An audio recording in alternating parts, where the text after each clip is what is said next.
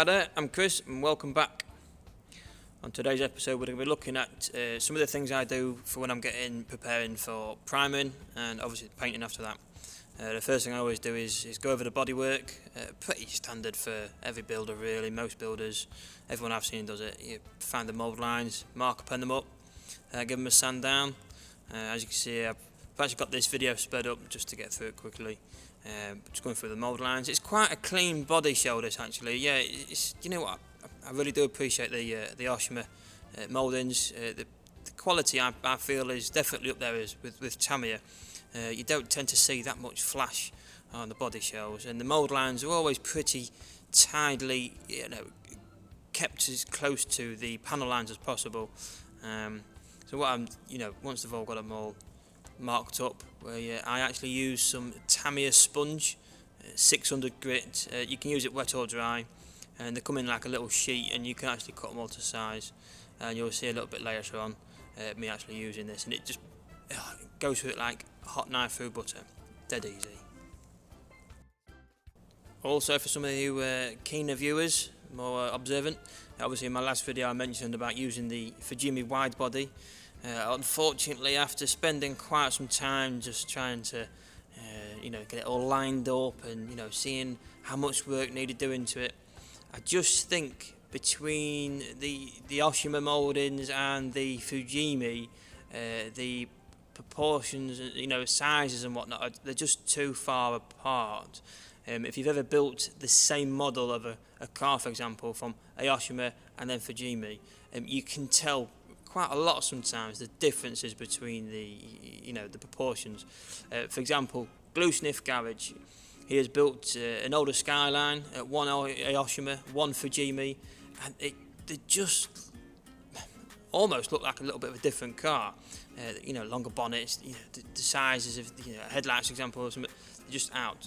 What I'll do is I'm just going to pop some pictures up on there, and you'll see, like on the rear ducktail spoiler, you can get one panel line in line from the spoiler to the boot, but then the other side it's only a few millimetre, but it's just too much.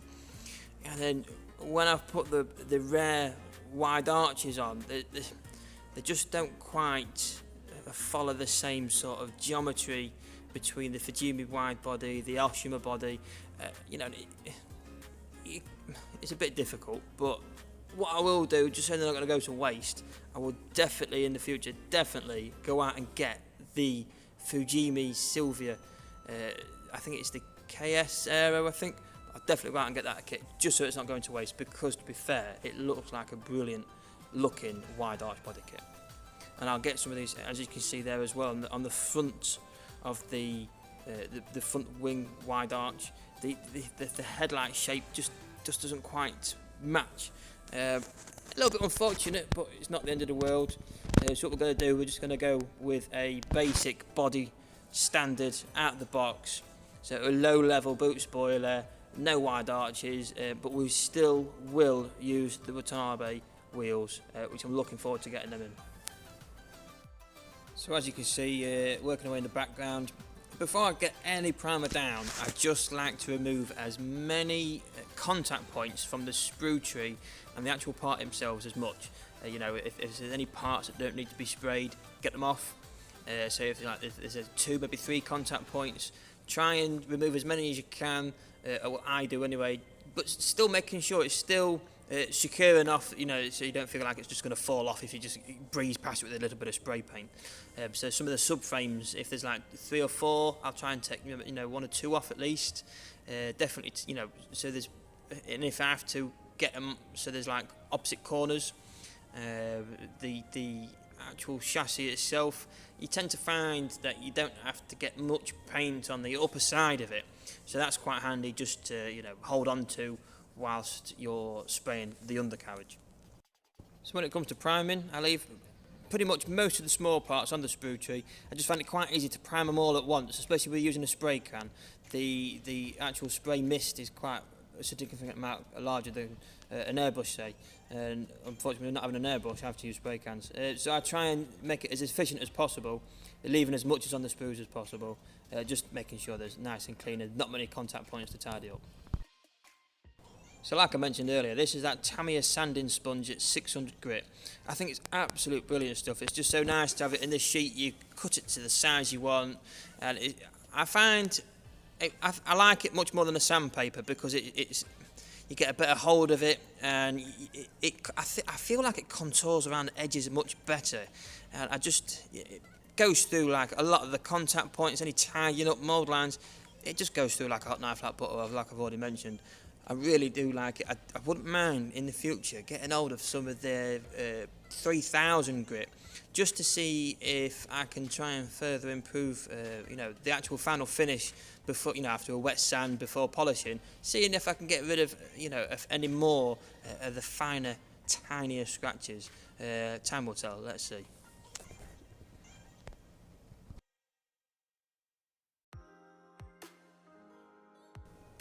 As well, after giving it a good sand down, if I feel like there is just a bit more that needs doing, I always tend to use the end of a cocktail stick and just run it over the edge where there's still like black marker pen.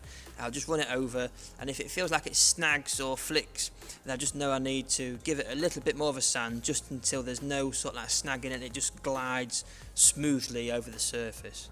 As you can see here, just even though it's sped up, I think it's 3 times, but it just goes through the mould lines. It tidies it up so quickly. It just makes life so much easier.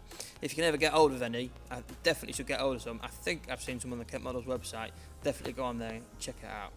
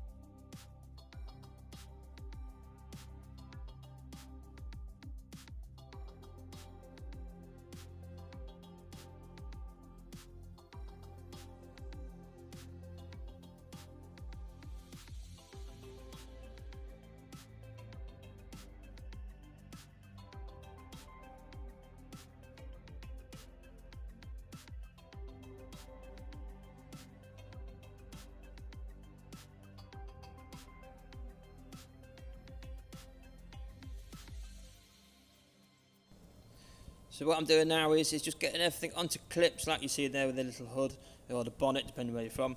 Just get it on a clip. It just makes it easier to hold on to, and what I've done is I actually use the smaller clip on the hinge, so there's less contact, so that you get more paint coverage and less tidying up.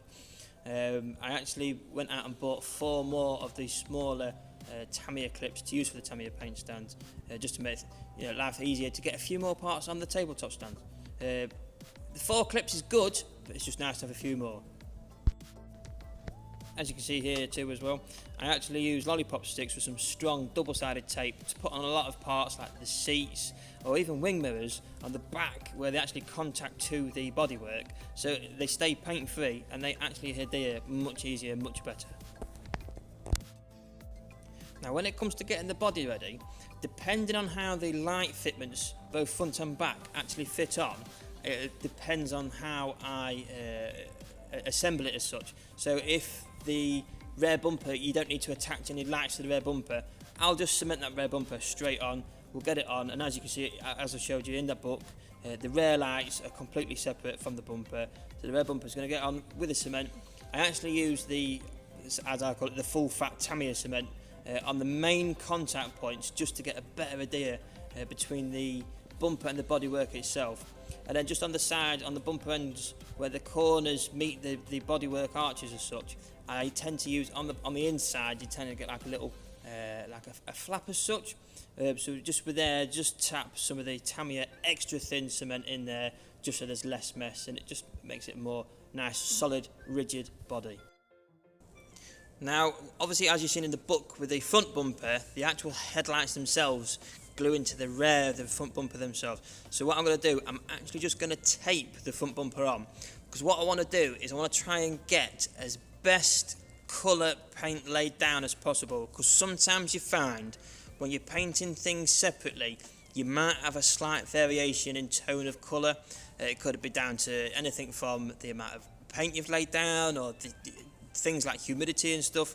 So I always try to paint the body with the bumpers always at the same time. The wing mirrors, you don't tend to notice too much because of the size of them, but literally here all I'm doing is, as you can see, just snipping some tiny bits of tape, sticking them over the flap as such where there would be cement when the bodywork time to get assembled. And then once I've painted, I can actually just remove that tape and the bumper will just fall off. Dead easy.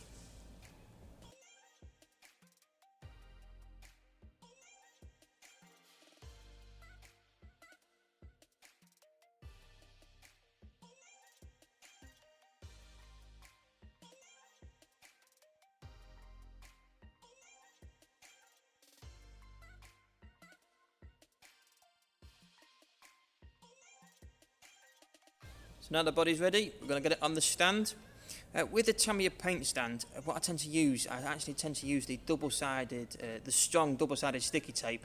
I just find it's a better stick. Because the last thing you want is when you're holding that upside down, sprayed underneath, is it falling off with wet paint and landing on the floor. It's just a nightmare. So I like to use much stronger tape.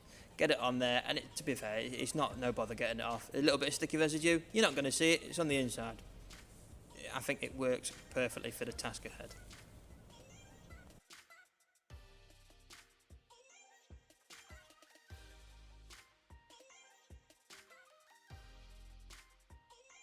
So thanks for watching. Really appreciate all the likes, especially the comments and the advice. Really helps me move forward. Next episode, we're going to go through primer, colour and clear. I cannot wait to share this with you all. And there we are, ready to go.